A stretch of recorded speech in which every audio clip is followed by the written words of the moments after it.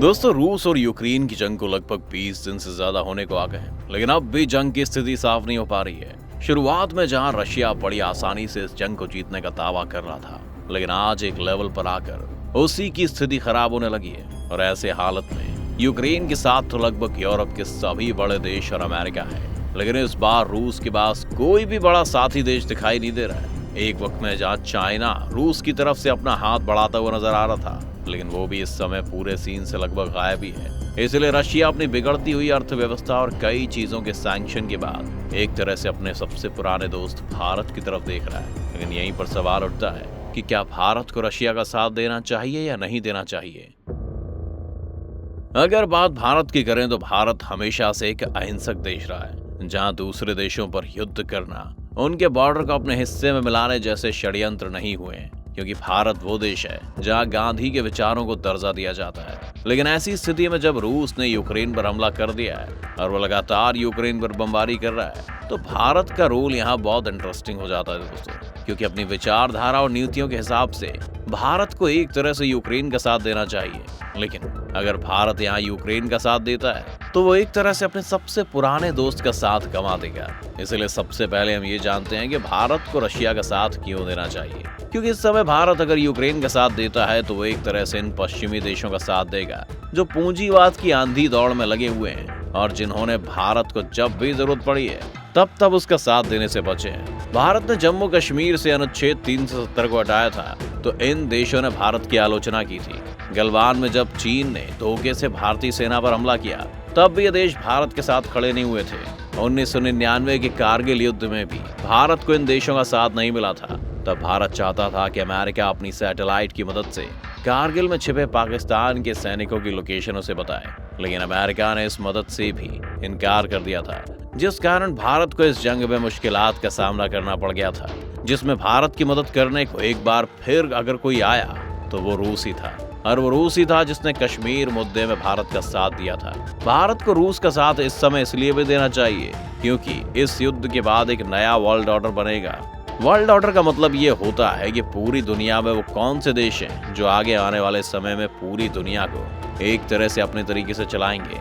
Example के लिए अगर देखें तो दूसरे विश्व युद्ध के बाद 1945 से 1990 तक दुनिया में दो महाशक्तियां थीं, एक अमेरिका और दूसरा सोवियत संघ यानी यूएसएसआर। लेकिन 1991 में सोवियत संघ के विघटन के बाद एक पूरी दुनिया में यूनिपोलर वर्ल्ड ऑर्डर बन गया था, जिसमें सत्ता का एक ही मुख्य केंद्र था, अमेरिका। लेकिन इस जंग को अगर गौर से देखें तो एक तरह इस जंग से अब रशिया ने इस वर्ल्ड ऑर्डर को खुली चुनौती दे दी है। यानी कि अगर रूस को कोई सपोर्ट करता है तो आने वाले समय में नए वर्ल्ड ऑर्डर में उस देश का रोल काफी अहम होगा। इसलिए इसमें भारत का भी हित है, क्योंकि इस युद्ध के बाद एक मल्टीपोलर वर्ल्ड उभर कर आएगा, जिसमें अमेरिका और रशिया के अलावा भारत, चीन और यूरोपीय देशों की भूमिका अहम हो जाएगी। इसके अलावा इस मल्टीपोलर वर्ल्ड में रशिया की भूमिका भारत के लिए इम्पोर्टेंट बनी रहेगी। जब दो देशों के बीच में युद्ध होता है तो लाइन ऑफ फायर में सिर्फ सैनिक नहीं होते, बल्कि एक देश की अर्थव्यवस्था भी इस दायरे में आ जाती है, और इस युद्ध में भी ऐसा ही हो रहा है। इस युद्ध की वजह से रूस की करेंसी रूबल को काफी नुकसान पहुंचा है, और आज की स्थिति में भारत के रुपए की स्थिति रशिया के रूबल से बेहतर है, यानी रुपया रूबल पर भारी साबित हो रहा है। युद्ध शुरू होने से पहले 22 जनवरी को $1 लगभग 79 रूबल के बराबर था, लेकिन आज $1 109 रूबल के बराबर हो चुका है। आसान भाषा में कहें तो अगर आपके पास $1 है और आप इसे रशिया की करेंसी में एक्सचेंज कराते हैं तो बदले में आपको $1 के लिए 109 रूबल मिल जाएंगे, जबकि 10 दिन पहले $1 के बदले लगभग 80 रूबल मिलते थे।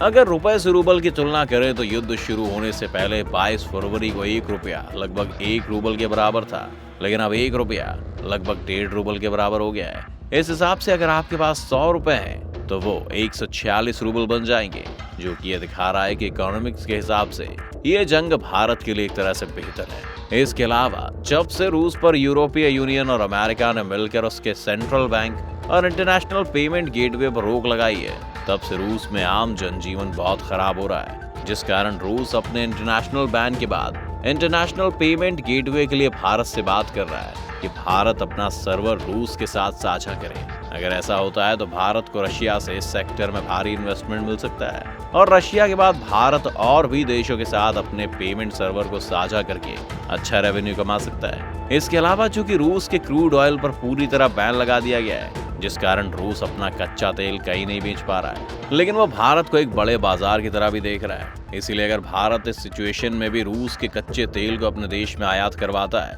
तो ऐसी स्थिति में भारत में कम दामों पर भारी मात्रा में कच्चा तेल मिल जाएगा, जिसके बाद भारत में पेट्रोल और डीजल के बढ़ते दामों को रोकने में कोई मुश्किल नहीं आएगी। इन सब बातों के अलावा अभी अगर हम ये देखें कि हमें रूस की इस समय मदद क्यों करनी चाहिए, तो हमें ये नहीं भूलना चाहिए कि रशिया ने भारत की सैन्य शक्ति को मजबूत करने के लिए हर वो मदद की थी जिससे कि भारत आजादी के बाद करीब 3 जंग भी लड़ सका और वो दुश्मन को दिखा भी सका कि अब वो किसी से कमजोर नहीं है। तब से लेकर आज तक भारत की आर्मी हथियारों के लिए रूस पर ही डिपेंड रही है, चाहे वो थल सेना की T-72 टैंक या T-90 टैंक या फिर AK-203 राइफल या फिर वायुसेना के मिग लड़ाकू विमान या दुनिया के सर्वश्रेष्ठ फाइटर जेट सुखोई, सब भारत ने रूस से लिए है। इसके अलावा नौसेना के युद्धपोत हों या फिर किलो क्लास पनडुब्बियां, सब रूस ने भारत को मुहैया कराई हैं। इसके साथ ही साथ दुनिया भर के प्रतिबंधों के बावजूद वो रूस ही था जिसने भारत को अपनी समुद्री सरहदों की सुरक्षा के लिए एटॉमिक सबमरीन INS चक्र तक लीज पर दे रखी है। इसके अलावा दुनिया की सबसे मजबूत मिसाइल प्रणाली